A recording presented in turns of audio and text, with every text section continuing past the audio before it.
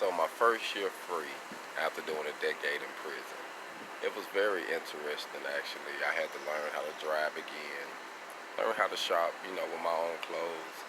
I was used to just getting one size, in prison it's like almost like one size fit all.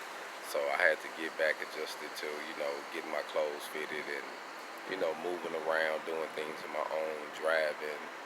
Um, I actually went from a duplex to a townhome, so that was neat. I mean, I was actually starting to gain possessions and, get my feet on the ground, what I'm saying, pretty solid. Um, I fixed up a truck that my mom and my father had gave me. Um, and, I was actually, just call myself trying to live the American dream, with a family, going to do family things.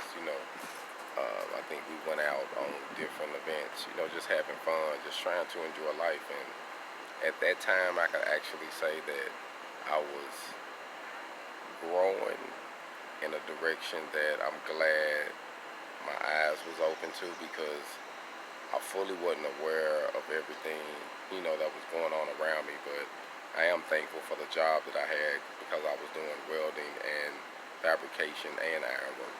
So I was able to, for that year and the next following 3 to 4 years, I was, with this company, and I learned a lot.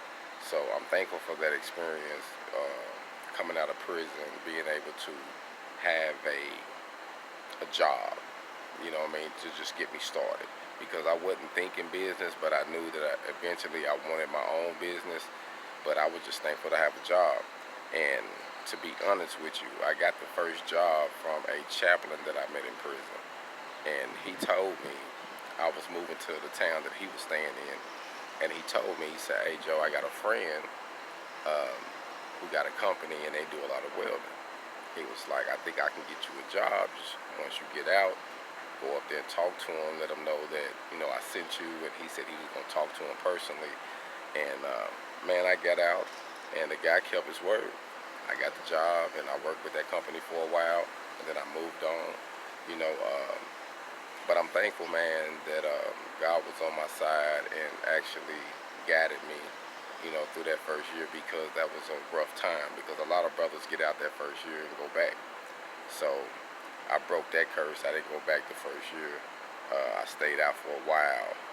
So, you know, um, I'm thankful, man. Like I say, welding actually opened up a big door in my life, and if it wasn't for the um, skill of welding, fabricating, doing the ironworking, learning how to install, um, learning how to troubleshoot, um, I don't think that I'd be where I'm at today. So I'm thankful, I'm humbled that it took that, but I'm here now.